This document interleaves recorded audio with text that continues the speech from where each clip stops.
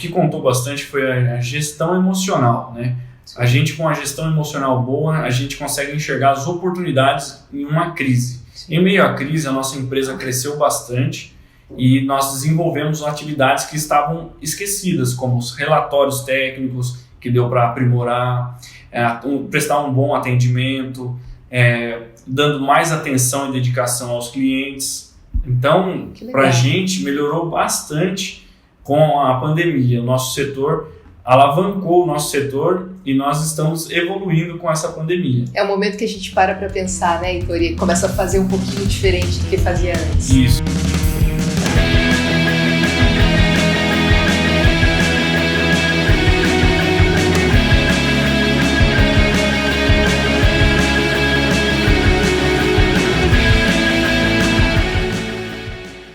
Olá, amiga reparadora! Olá, amigo reparador, tudo bem? Eu sou Alessandra Milano Moraes, advogada, especialista no setor automotivo.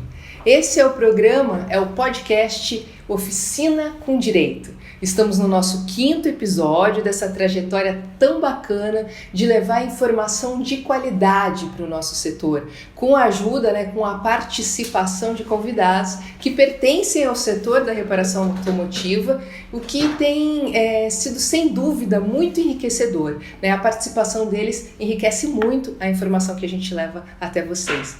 Os nossos amigos, convidados, eles sempre trazem perguntas, dúvidas e experiências mesmo que eles tiveram, ou dos seus grupos de oficina, ou das suas próprias empresas reparadoras aqui para nós, e a gente conversa, sobre isso. E eu gostaria de agradecer novamente a vocês, eu não me canso de agradecer, por todos os comentários que têm sido feitos em todas as mídias sociais. Obrigada, vocês não fazem ideia de como isso é importante para a gente continuar aqui os nossos trabalhos. Bom, hoje quem está aqui comigo é o Heitor. O Heitor, ele é da EFE Motorsport, eu sempre erro para falar. Ele é de Jacareí, no interior de São Paulo. A oficina do Heitor também possui um canal do YouTube, tá? E ele tem agregado muito valor ao nosso setor automotivo e veio hoje aqui conversar com a gente. Se apresenta para eles, Heitor. Bom, meu nome é Heitor, sou da cidade de Jacareí, sou proprietário da EFE Motorsport. Nossa empresa teve início às atividades no ano de 2012 e agora em 2020 já estamos completando 8 anos, Nossa segunda sede já. A minha trajetória no setor automotivo começou quando eu tinha 14 anos de idade, na concessionária Chevrolet como menor aprendiz. Saí da concessionária após 5 anos, com 19 anos, montei minha primeira oficina em 2012. Tá? E atualmente a nossa empresa EFE Motorsport está localizada na Geraldo Scavone, 967, Jardim Califórnia, em Jacareí, São Paulo. Vocês trabalham com o que lá na oficina? Nós somos uma oficina full service, trabalhamos com mecânica, elétrica, eletrônica embarcada, freio, suspensão. Toda a área automotiva nós estamos capacitados. Como é que está o mercado lá em Jacareí, na sua região, com a pandemia? As coisas já retornaram ao normal? Já. Nessa pandemia, o que contou bastante foi a gestão emocional, A gente, com a gestão emocional boa, a gente consegue enxergar as oportunidades em uma crise. Em meio à crise, a nossa empresa cresceu bastante e nós desenvolvemos atividades que estavam esquecidas, como os relatórios técnicos, que deu para aprimorar, prestar um bom atendimento, dando mais atenção e dedicação aos clientes. Então, para a gente, melhorou bastante com a pandemia. O nosso setor alavancou o nosso setor e nós estamos evoluindo com essa pandemia. É o momento que a gente para pensar, Heitor, e começa a fazer um pouquinho diferente do que fazia antes. Isso, diferente da última crise que a gente passou em 2015, hoje passamos tranquilamente a pandemia, utilizando da internet, novos vídeos e agregando valores à nossa empresa que talvez não demonstraríamos se não estivéssemos passando por um momento como a pandemia agora. A internet ela tem agregado muito valor e é muito bacana que a gente consiga levar essa informação através da internet, porque a gente divulga o nosso trabalho e ao mesmo tempo leva a informação para quem ainda não tem. E o nosso setor é bastante carente, de informação. É bastante carente e nós estamos trabalhando bastante na área de divulgação de informações técnicas para os nossos colaboradores e para os nossos colegas reparadores também. Ah, que legal. Então vamos começar? Vamos começar. O Heitor, ele trouxe umas questões aqui pra gente, nos comentários, de coisas que têm acontecido ali na oficina, coisas que ele tem pensado justamente nesse período, né, de pandemia em que ele parou para melhorar a oficina dele. Vamos lá? Então, nesse momento aí, aproveitando a pandemia, nós pensamos em inovar em alguns serviços, mas nesse momento surgiram as dúvidas também, né? Como eu pensei em entrar para prestar um serviço de remap. Então veio a minha dúvida: quando tiver um carro para fazer um remap, eu faço um remap nesse veículo, esse veículo vem a dar um problema de estourar o motor. E aí, como é que fica nesse momento aí? A empresa é responsável, eu sou responsável, quem é que fica com a conta? É complicado isso, né? Vamos lá, primeira coisa que a gente tem que pensar é sobre qual serviço que a gente está realizando, né? Qual que a gente está fazendo efetivamente? Bom, o serviço contratado pelo cliente, ele foi de reparo do motor, por exemplo, e aí ele pediu um plus, ele chegou e falou, não, faz também esse remap, ou ele contratou especificamente, né, o serviço de remap, porque daí são focos diferentes, né, que a gente tem que dar nesse caso. A gente tem que lembrar que a gente vai ter sempre que falar sobre garantia de serviço. Isso me preocupa, isso é a sua preocupação, sem dúvida que é. Então, a gente pensa no primeiro momento, se o cliente levou o veículo, né, para ter o motor reparado, aí chegou e falou, olha, Heitor, já que está aqui mesmo, vamos fazer um remap para deixar o carro mais interessante? Aí a gente tem um problema grande. Por que a gente tem um problema grande? Porque a empresa reparadora, quando ela realiza esse remap, ela tem que dar garantia. Ela vai ter que dar garantia com relação à reparação do motor, né? E também a esse remap. Esse remap, ele tira a originalidade do motor? Sim. Tira, altera, né? É uma reprogramação, não é isso? O remap? Sim. É uma reprogramação.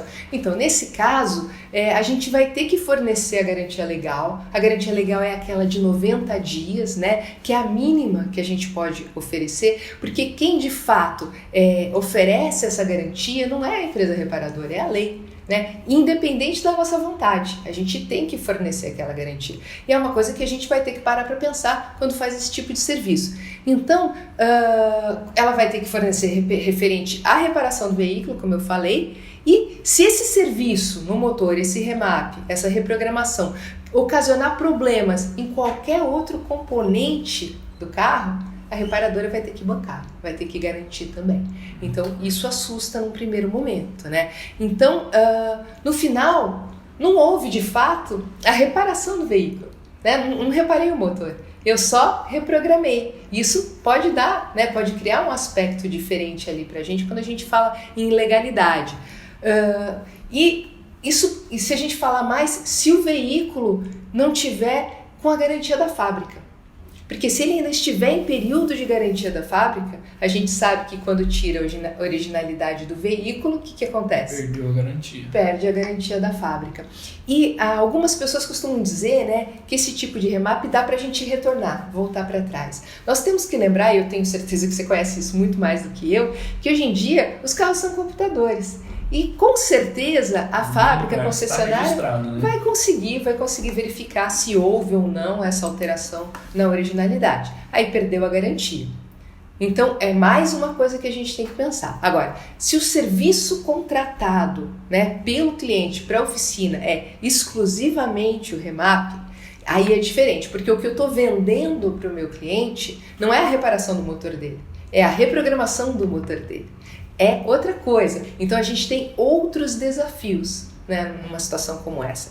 A primeira coisa é que ao vender um serviço, a minha oficina, a empresa reparadora, ela vai ter que descrever, eu tenho que fazer uma descrição total, né, todos os riscos para o cliente. E quando eu falo em descrever, não é descrever de boca, né? A gente não resolve pra gente. Eu tenho que colocar num documento, né? Descrevendo tudo aquilo que pode acontecer com o veículo do cliente. Sempre o pessoal fala, verbal é FIA, papel garantia. Com né? certeza. Para nós não resolve o verbal. A época do fio do bigode já passou, né? E aí eu vou descrever e vou fazer assim um tipo de termo de responsabilidade para o meu cliente no momento em que ele compra esse serviço, no qual ele vai afirmar que ele está ciente daqueles riscos todos que eu coloquei lá e que ele está se responsabilizando, sei lá, por qualquer efeitos colaterais que aquela reprogramação, né, do veículo dele possa ocasionar no carro. Esse termo de responsabilidade pode ser feito num lugar que eu chamo de campo de observação. Eu tenho falado bastante desse campo de observação, que pode ficar ali ou no orçamento, ou na ordem de serviço, ou pode ser um papel à parte. É um termo de responsabilidade, é um nome que eu dou para a gente sempre lembrar do campo de observação, que é tudo que foge ali à normalidade, né, do nosso dia a dia, o arroz com feijão daquilo que a gente pratica na oficina. Bom, de qualquer forma, a oficina vai ter que prestar garantia de 90 dias por esse serviço de remap, tá? Realizou o serviço, tem que dar garantia. Mas e se essa modificação puder afetar algum item de segurança do carro? Que a gente sabe quais são os itens de segurança, né? Sim, sabemos que aumentando a potência do motor, você pode sobrecarregar o sistema de freio. Olha lá. Entendeu? Você vai diminuir a vida útil de alguns componentes que foram dimensionados para aquela potência.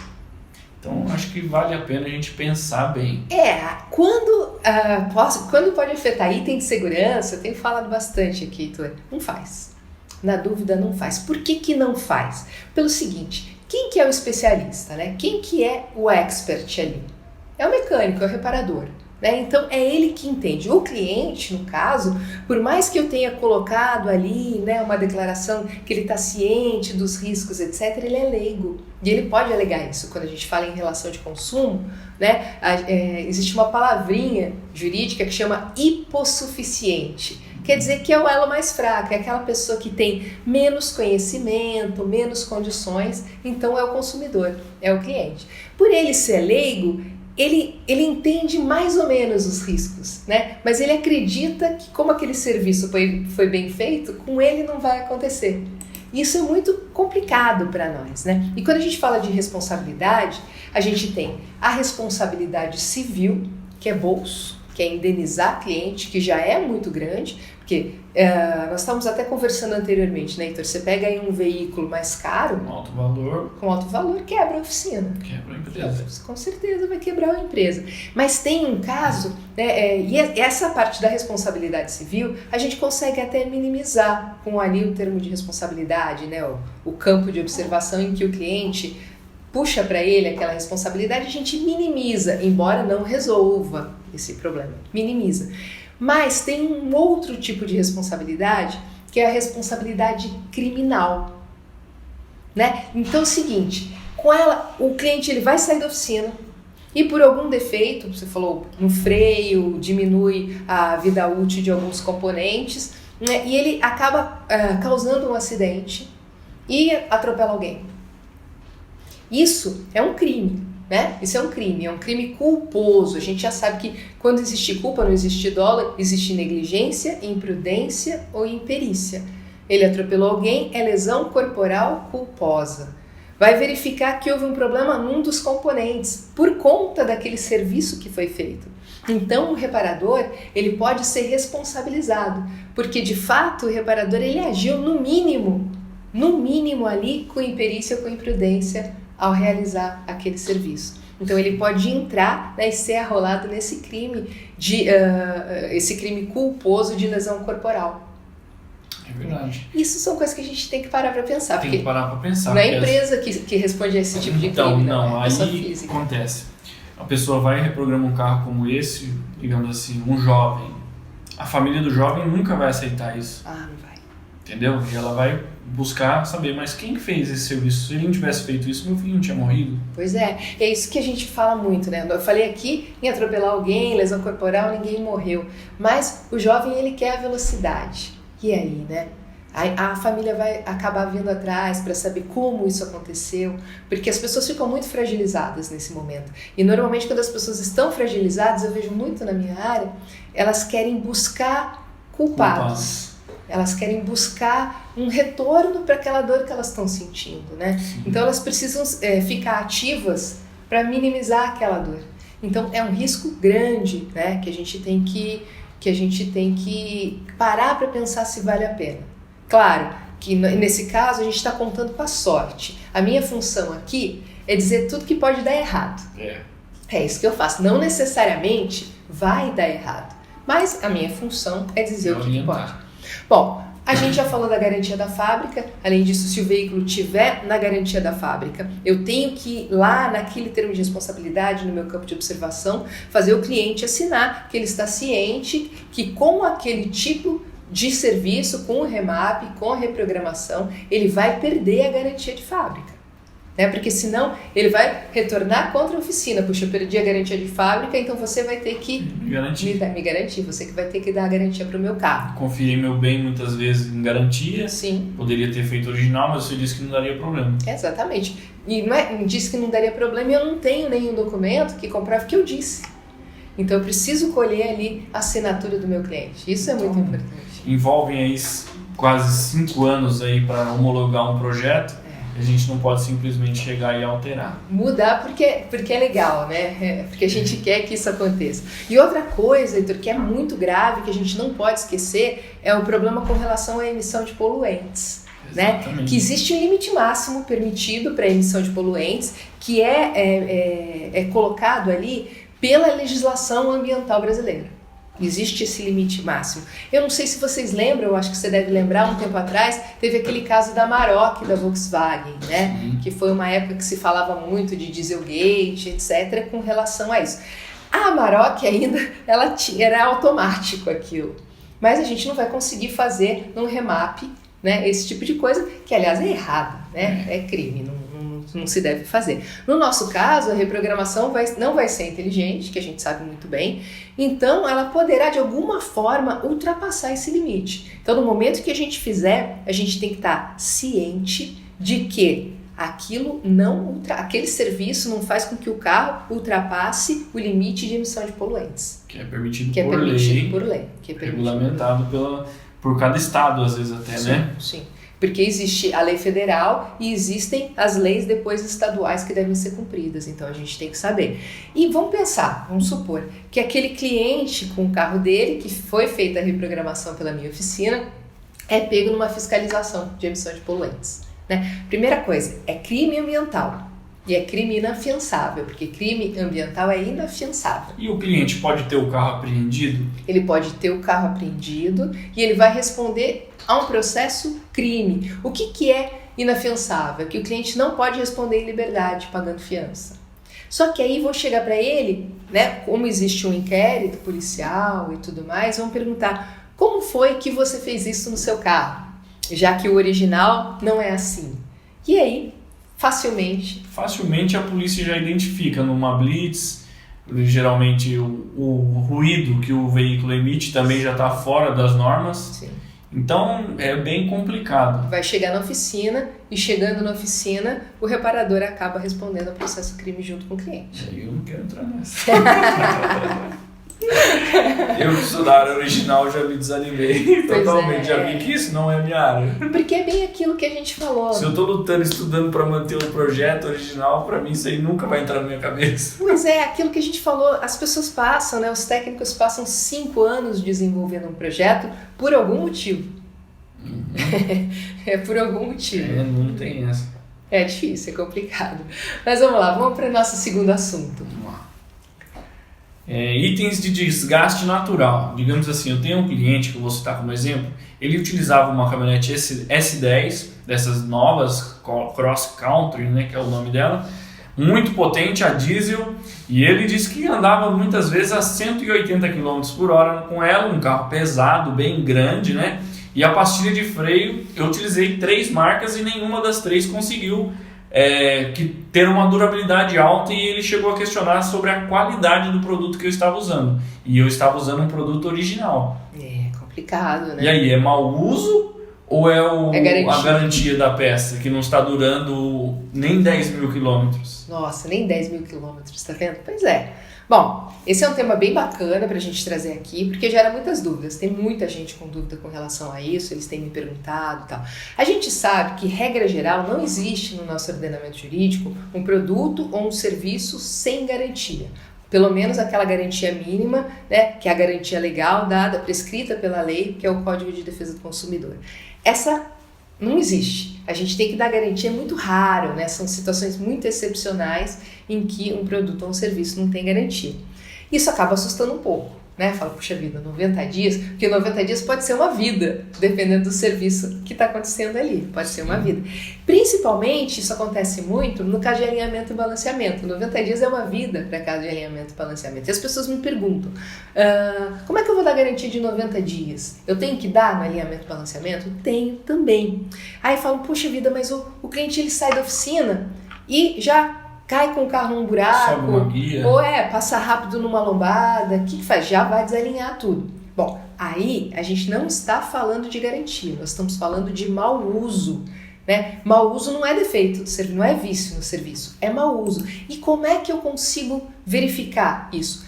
Quando a gente fala de alinhamento e balanceamento é mais fácil, porque existe um relatório gerado pelo computador, ali pela máquina, que faz, né, o alinhamento e o balanceamento. Então, quando o veículo sai da oficina, aquele relatório é gerado na saída. E se ele voltar de uma outra forma, é mau uso, não é problema, né, de serviço. Então, fica mais fácil. Só que esse caso de freio, tem também casos de embreagem, tudo, é semelhante, mas a comprovação do mau uso é um pouquinho mais complicada. É verdade. É o que gera mais dificuldade nesse setor. Bom, o que é o ideal? O ideal é conversar com o cliente, né, explicando toda a situação para ele, como é que funciona, etc. E se mesmo assim ele não entender que não é caso de garantia, aí a gente tem que partir para quê? Para um laudo técnico. Né? Um laudo técnico vai ser necessário. Mas sempre que a gente tem que partir para um laudo técnico é porque a situação com o cliente já está um pouquinho mais complicada. Já está meio desagradável. Já existe um atrito. Já existe um atrito. O que a gente tem que lembrar é que o melhor sempre é agir de maneira preventiva. Né? Então, por isso que a gente fala em direito preventivo e em reparação preventiva também, né? Então, o que a gente faz? Já conhecendo o nosso trabalho, reparador, conhece o trabalho, já sabe o que faz, já sabe o que pode dar problema. Conhecendo os itens que costumam possuir um risco maior de desgaste natural, né? Esse tipo de coisa. No momento em que o serviço ele é realizado, a gente vai lá para o nosso campo de observação, pega aquele item e já explica ali, faz constar desse campo de observação que o cliente está ciente do risco, né, com relação à aplicação daquela peça, no caso a pastilha de freio, se ele, por exemplo, dirigir o veículo dele constantemente em velocidade superior, aí vocês vão colocar lá. Por isso eu acho importante, é uma coisa que a gente faz na nossa empresa, é o seguinte, é entender o perfil do seu cliente. Sim. É necessário entender o perfil, por isso que é importante a empresa fornecer a peça. Sim. Porque nós temos a experiência e interpretamos o seu perfil. Alta performance, uso diário e o uso severo. Então nós temos como programar a sua manutenção, sabemos como identificar o momento certo para que você e sua família rode sempre com segurança, sem o seu carro vir a dar problema com você na estrada. Isso é muito legal você ter colocado, né? Porque o cliente, por não saber como é que funciona isso, ele vai comprar mais barata. Exatamente. Ele não vai comprar aquela direção. Só que às vezes ele vai comprar uma inferior que não atende ao perfil de condução do veículo. Muito, muito interessante isso que você colocou e é fundamental a gente lembrar disso. A gente usa isso em várias questões, né? Usa no freio, usa em aplicação de fluidos, lubrificantes de motores. A gente sempre tem esse diálogo com o cliente primeiro para entender o seu uso. Sim. Então falar assim, ó, você que gosta de acelerar um pouquinho mais, você tem que usar um produto mais desenvolvido. O uso diário só para trabalho, não, eu só uso esse carro diário, então é esse produto. Então, e sem esse conhecimento, a gente não ia nem conseguir saber em que situações eu tenho que recorrer ali ao meu campo de observação e fazer aquela anotação. Exatamente. E fazer o meu cliente assinar, né? Exatamente. A gente precisa, sem dúvida, conhecer o perfil do cliente. Mesma coisa para a embreagem, né? Que é aquela pessoa que... Tem clientes que a embreagem dura 100 km, que eu vi casos quando eu trabalhava no concessionário, Corsa Classic com 100 km voltou, não tinha nada de embreagem, estava só a armação do disco. Como é que faz isso? E tem clientes que às vezes chegam com um carro que está beirando os 200 mil e você olha a embreagem original. Então é um uso, cada um tem um tipo de uso. E a montadora não consegue simular o uso de milhões de pessoas. Ela tem um parâmetro X, né, e um plano de manutenção para garantir a funcionalidade do produto. É um plano de manutenção até bastante precavido, né? Porque é numa quilometragem que normalmente é menor do que o desgaste total. para não deixar você na mão, porque o carro é certo você arrumar antes que ele quebre, nunca depois que ele quebre. É melhor você prevenir do que remediar. Remediar é caro, né? É muito mais caro. A manutenção preventiva sempre é mais econômica. Exato. A mesma coisa com o direito preventivo. Por isso que eu falo, é oficina com direito esse programa. O direito preventivo é sempre mais econômico. Com certeza. Porque depois que a gente entra, né, numa lide, num processo judicial, um processo com o cliente é desgastante, é caro e é demorado. Então certeza. É melhor não entrar nessa. Muito legal. Vamos lá, vamos para o nosso próximo assunto? Vamos sim. Já que a gente já falou de laudo, né, que em muitas situações a gente vai precisar do laudo. Sim, então nós na empresa nós estamos implantando um sistema de laudo na hora de um diagnóstico, por exemplo. O que eu faço? Eu vou lá no carro, chega um cliente às vezes com um carro, o meu carro está falhando em tal situação. Só que o carro pode apresentar mais de um defeito e naquele momento ele manifestou só um, no momento que ele estava comigo na oficina. Então o que eu faço? Eu estou com um carro com problema de ignição, por exemplo. Eu vou, salvo as imagens do defeito, coloco o osciloscópio, tiro foto, arquivo aquele momento da falha, muitas das vezes, faço um vídeo, fotos, eu posso até imprimir essas fotos para fazer o relatório que eu vou entregar para o cliente. Colocando lá os dados do veículo, data, hora, o técnico responsável, tudo certinho, discriminado, que tipo de defeito, que defeito era aquele, o que estava causando, qual o sintoma daquela falha. Então a gente preenche todo o laudo e vai documentando. Que vai documentar o passo a passo. Digamos, estamos lá com esse problema de ignição, daí já encontramos outro. A gente tira a foto e vai arquivando, ó, porque esse defeito pode estar refletindo nesse defeito aqui. Então a gente salva tudo, entregamos o carro, digamos que o carro venha a dar um outro problema, a gente tem como mostrar para o cliente que aquele carro existia sim, aquele problema, mas tem mais um. E tem mais um problema que não manifestou na hora. Então tendo isso documentado o antes e o depois para o cliente é muito importante para nós. Ah, que legal você ter trazido isso aqui pra gente, pelo seguinte, eu acho esse tipo de procedimento excelente para a empresa reparadora. Muito bom mesmo. Por quê? Porque ele agrega valor ao serviço que você está oferecendo para o seu cliente, né? Você demonstra autoridade, né? A autoridade do reparador. Eu sou expert, eu sou especialista, né? Eu estou demonstrando a minha autoridade como especialista. E, juridicamente falando, agora para o meu lado, ele resguarda a empresa reparadora com relação aos serviços que eu estou prestando. Né? Quando a gente fala de responsabilidade pelos serviços que eu ofereço e que eu vendo para os meus clientes. Por quê? Se eu consigo comprovar documentalmente, né, tudo aquilo que foi feito, né, como o serviço foi feito, todas as peças que foram trocadas, de que forma essas peças foram trocadas, como eu cheguei a essa conclusão, né? Eu estou documentando tudo aquilo. Eu consigo comprovar se existe, deu um problema no veículo, se existe eventual culpa da empresa reparadora. Quando eu falo culpa, negligência, imprudência ou imperícia, né, da empresa reparadora. E como a gente já falou aqui algumas vezes antes, Heitor, se não houver culpa, se eu não agir nem com negligência, nem com imperícia, nem com imprudência, eu não posso ser responsabilizado.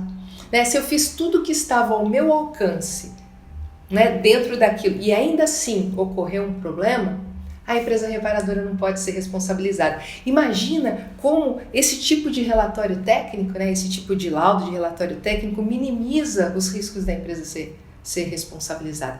Esse procedimento ele pode inclusive entrar como regra, fazer parte de um regulamento interno da oficina. E eu ainda vou fazer para vocês um vídeo falando só desse regulamento interno, que facilita muito o dia a dia na oficina. É um procedimento. A gente vai contextualizar aquilo e ver aquilo é um procedimento, é uma regra da oficina. Então o funcionário que vai trabalhar comigo, ele já sabe como que a oficina trabalha, né? Que a gente trabalha daquela forma, com as normas, das normas da oficina, né? Na oficina que trabalha com as normas regulamentadoras. Sim. Olha só que bacana. Tudo de acordo com as normas ABNT, as normas antipoluição, né? Com todas as normas exigidas pelo mercado. E se houver algum tipo de fiscalização, se tiver que ter, por exemplo, uma perícia no aspecto trabalhista, que eventualmente tem uma reclamação trabalhista, alguma coisa, eu estou comprovando para o técnico, né, para o perito que está indo lá, como a minha oficina trabalha. que existe até um processo, existe até um procedimento que é ali documentado. Isso é muito legal, facilita muito a nossa vida, com certeza, muito bacana. E já que a gente já está falando em normas técnicas... Vamos falar agora um pouco sobre a norma técnica de montagem de motor e a responsabilidade dos técnicos e a maneira que nós tratamos esse assunto lá na nossa empresa. Na nossa empresa, nós montamos um motor, no caso, de acordo com as normas técnicas. Se nós encontrarmos algum problema ali no meio do caminho, no que nós chamamos o cliente e orientamos ele sobre aquele eventual problema. Mas e se o cliente fala assim para mim, pode montar que não tem problema, eu vou vender esse carro. Essa história nunca ninguém ouviu, né? É inédito. Então é sempre aquela história de vou vender, mas e se ele não consegue vender o carro e o carro dá problema? Quem que vai assumir? E se ele consegue vender e o carro dá problema, vai parar aqui vai também? Vai parar de novo aqui na oficina e eu vou ter que assumir esse prejuízo que eu não preciso assumir, que eu não precisaria assumir esse risco. Então vocês não fazem? Não fazem. Não fazemos se tiver esse tipo de problema. Se o cliente quiser, não, eu assino onde for aqui, pode montar. Só que na minha cabeça nunca vai entrar isso. Se eu sei que aquilo não está certo, nós só vendemos o que acreditamos. Sim. Se eu não acredito que aquilo vai dar certo, eu não aplico, não monto, né? Então a gente não monta. Prefiro orientar o cliente, que ele aguarde um momento que ele terá essa condição, pode levar o carro, quando ele tiver condição, pode trazer, mas montar certo e fazer certo pela primeira vez e podemos aí dar uma garantia para ele até estendida. Olha que bacana, agregando valor ao serviço. Então eu acho que esse momento de pandemia também, de reflexão que a gente teve, serviu também para a gente aprender a dizer não. Dizer não. E eu acho que o setor precisa aprender a dizer não. Sim. Quando a gente está falando aqui de normas técnicas, né, são aquelas normas da Associação Brasileira de Normas Técnicas, a ABNT, né? É sempre o melhor caminho seguir as normas da BNT. Bom, por quê? Porque as normas técnicas, elas direcionam, elas prescrevem, né, um procedimento com relação aos serviços executados, né? É como eu costumo colocar, é uma medida de precaução que a empresa reparadora vai tomar para não ser responsabilizada por algum problema, é seguir norma técnica. Sim. Seguir aquilo que prescreve. Porque aí acontece o seguinte, eu vou montar um motor aqui sem conferir se está de acordo com as medidas, se está dentro da normativa, né? E ele vem dar um problema depois. Aí eu vou falar assim, para o meu cliente, eu vou chegar para ele e falar assim, eu acho que a retífica errou. Só que não dava para eu ter visto esse problema na montagem? Antes, Não ficaria muito mais barato para mim, né? E para o cliente também, se eu tivesse visto antes. Então, por isso é importante a gente, na hora da montagem, a gente conferir tudo na risca. Por isso que a montagem técnica de um motor tem um valor mais agregado. Sim. Porque a gente não monta motor se eu não tiver certeza que eu vou certificar esse motor. Claro, e é mais caro por isso. É mais caro. Vocês já viram que legal? Tem um vídeo da Mercedes AMG sendo montada e o mecânico que monta o motor, ele põe uma placa e o nome dele certificando que aquele motor está dentro das normas. Na nossa empresa é a mesma coisa. Sim. Se eu estou montando esse motor, eu estou certificando que esse motor está em condições. Eu estou assinando o motor embaixo. Estou assinando o motor embaixo e estou colocando lá que esse motor passou no teste de dimensional, controle dimensional, está tudo ok. O cliente pode rodar sossegado. Que o cliente não sabe, né? Então, a gente tem que seguir as normas da BNT, porque elas são documentos técnicos que a gente sabe muito bem, que são desenvolvidos justamente para uniformizar e aprovar processo, aprovar procedimento, aprovar serviço, e muitos produtos também. Sim. Passam por lá. Eles descrevem as etapas, etapa por etapa, que devem ser seguidas, né, para uma correta manutenção do veículo. E como existe essa descrição, ela dá, no momento em que eu comprovo que a minha oficina segue as normas da BNT, ela me dá um respaldo legal também, porque é uma norma, né? Então me dá um respaldo legal e me dá um respaldo técnico. Claro, a chance de eu errar é muito menor. Então, às vezes, é preciso dizer não. Sim, porque o desejo do consumidor, por mais que ele não tenha dinheiro para pagar, o que é? É qualidade. Ele quer qualidade. Pagando pouco ou pagando muito, o cliente quer qualidade. Na verdade, eu sempre falo assim, você pode falar que topa agora, mas quando você estiver lá no litoral com a família toda dentro do carro e o carro quebrar, eu duvido que a pessoa vai falar assim, para a esposa, assim, falar, meu bem, Eu que quis que o mecânico fizesse dessa maneira. Ele até propôs para mim fazer diferente, de acordo com as normas técnicas, mas eu quis que ele não fizesse de acordo com as normas técnicas. Eu duvido que alguém vai fazer isso, pessoal. E aí ele pega e explica para a esposa dele que ele autorizou você a não seguir as normas da Associação Brasileira de Normas Técnicas. Aí ele vai apanhar 2 vezes. Então, gente, conhecendo e seguindo as normas técnicas, o reparador ele vai estar de acordo com o que prevê também o Código de Defesa do Consumidor, tá bom? E vai deixar o cliente satisfeito, Sim. né? Sem problemas com a esposa, com a família, vai estar se enquadrando a padrões internacionais referentes a atividades do setor. Por que existem padrões internacionais? Por quê? Porque eles pegam várias maneiras de fazer e padronizam. Ah, mas eu gosto de fazer do meu jeito. Então, é por sua conta e risco. Sim. É por sua conta e risco. Então, na martelada é por sua conta e risco. E assim, o cliente, mesmo ele tendo poder sobre aquele bem, querendo que a pessoa monte daquela maneira, porque muitos profissionais ainda aceitam esse tipo de situação, né? Mesmo o cliente tendo poder, eu quero que você coloque isso no meu carro, depois ele vai ter algum problema? Vai, e quem é o especialista é o reparador. É sempre vai o cair reparador. no nosso colo. Entendeu? Então, eu não quero ter que ter esse prejuízo pro meu bolso. Não é. É prejuízo pro bolso, é noite sem dormir. Descontentamento. É descontentamento, é propaganda negativa, né? Porque o cliente ele não vai lembrar que foi ele que pediu, ele vai lembrar só do defeito. Com certeza. Só do problema que ele teve ali do vício. Inclusive, eu vou deixar aqui para vocês, o Heitor trouxe aqui pra gente a NBR, né, que é a norma regulamentadora, referente à retífica de motores montagem, e também montagem de motores, que é a NBR 13032 de 2008. Para quem quiser anotar, fica aí o slide.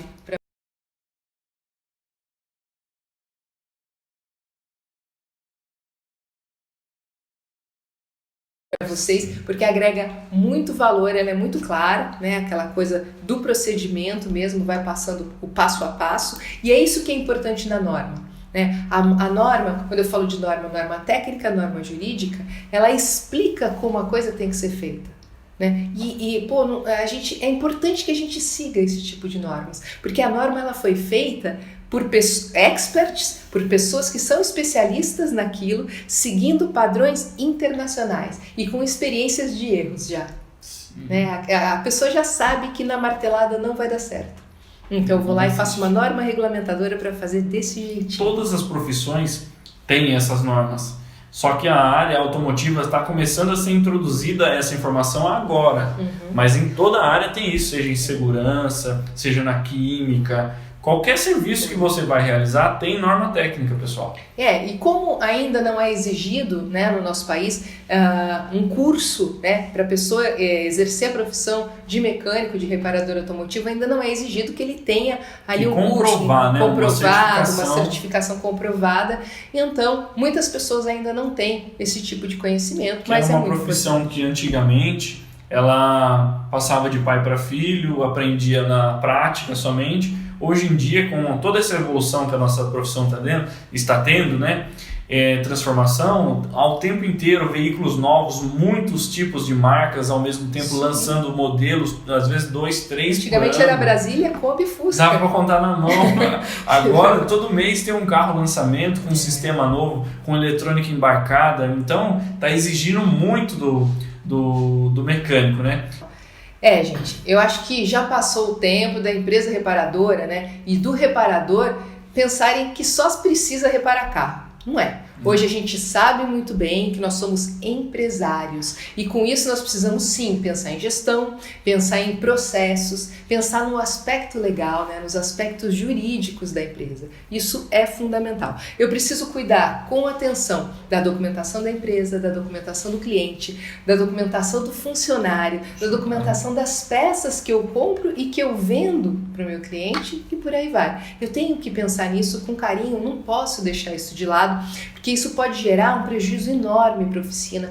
Eu já vi empresas separadoras terem que fechar as portas por conta de um prejuízo como esse.